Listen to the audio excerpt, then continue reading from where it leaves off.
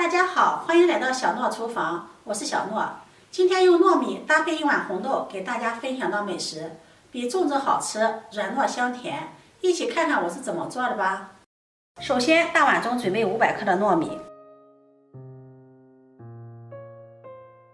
再加入适量的清水，先把糯米清洗一下，洗去表面的灰尘和杂质，然后控出淘米水。控出的淘米水可以用来浇花，是非常的不错。碗中再加入清水，没过糯米，然后浸泡4个小时以上。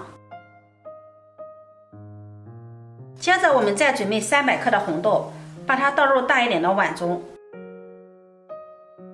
再加入适量的清水，没过红豆，把红豆清洗干净。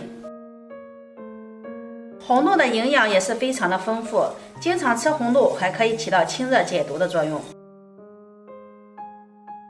洗净之后，再加入清水，给它浸泡4个小时以上。这是浸泡了4个小时的糯米，体积明显变大了。我们再把糯米再次的清洗一下，然后把水倒掉。再把糯米直接倒入电饭锅中，加入适量的清水，没过糯米，大概没过糯米1厘米左右就可以了。然后盖上盖子，按煮饭功能键，需要煮50分钟左右。这会儿我们的红豆也泡得差不多了，也已经变得胖乎乎的了。我们先把红豆给它清洗一下，洗净后控水捞出，把它直接放到蒸笼里，平铺均匀，这样更容易蒸熟。然后盖上锅盖，开大火蒸30分钟左右。趁这个时间，我们准备一把红枣放入大碗中，往里面加入1勺食盐，再加入1勺面粉，再加入少量的清水，用手把它抓拌均匀。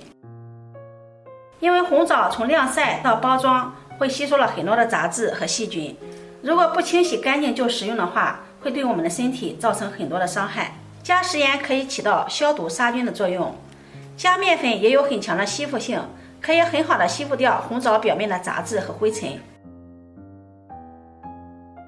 抓匀之后，再给它加入适量的清水，没过红枣，再把它清洗一下，把红枣表面的面粉给它清洗干净，然后再用清水给它多清洗几遍，直到把洗红枣的水变得清澈了就可以了，红枣就清洗干净了。洗净后控水捞出，装入盘中，再用剪刀把红枣对半剪开，去掉中间的枣核。我们把大枣全部处理好后，先放在一旁备用。现在我们的红豆已经蒸得差不多了，打开盖子看一下，取1颗红豆，用手轻轻的一捏就能捏碎，就代表已经蒸熟了。我们把红豆给它取出来，倒入盘中放凉备用。接着起锅，不用放油，加入50克的白糖，再倒入100毫升的清水，开大火把水烧开，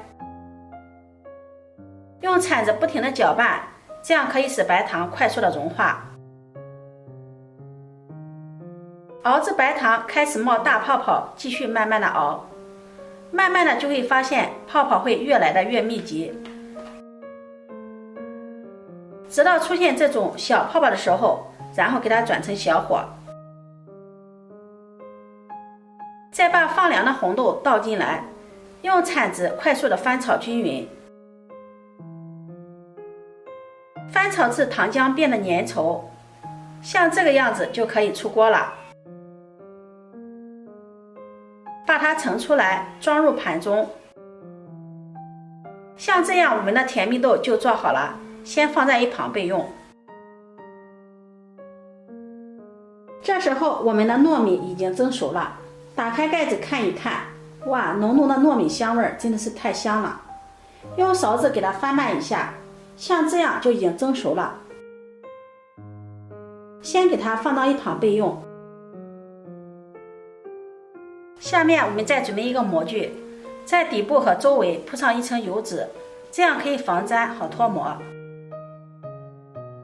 然后把蒸好的糯米放到模具中，用铲子给它铺平，再戴上一次性的手套，像这样给它压一压。戴上手套，糯米饭就不会粘到手上了。把糯米压平、压紧实就可以了。接着放上刚才切好的红枣，给它平铺均匀。最后像这样就可以了。然后上面再铺上一层糯米，用勺子给它铺平，再用手像这样给它压一压，给它压得紧实一些。铺平之后，再放上做好的甜蜜豆，一样给它铺平整。这里也可以放自己喜欢吃的干果，像葡萄干、蔓越莓干都可以，大家可以根据自己的喜好来添加。铺平之后，再放上一层糯米饭，继续用勺子铺平。铺平以后，上面再盖上一层油纸，用手像这样给它按压一下，把它按压得更加紧实。最后像这个样子就可以了。然后冷水直接放入蒸锅里，盖上盖子，开大火蒸30分钟左右。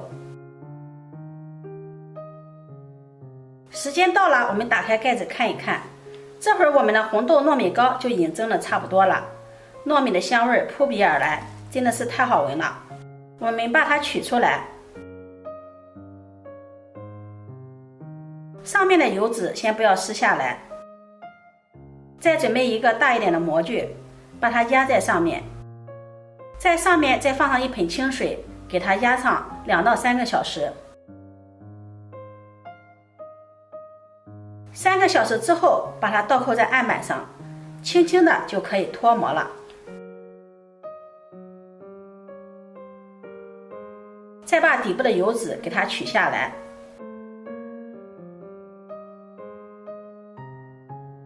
然后改刀切成小块就可以吃了。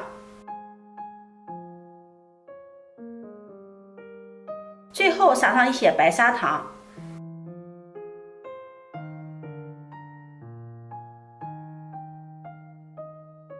像这样非常好吃的红枣糯米切糕就做好了，吃起来软糯香甜又有嚼劲儿，口感非常的 Q 弹。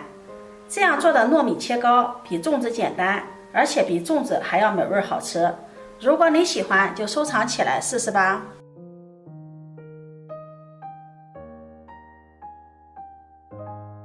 喜欢我的视频，记得点赞、关注、转发，点我头像可以看到更多美食视频。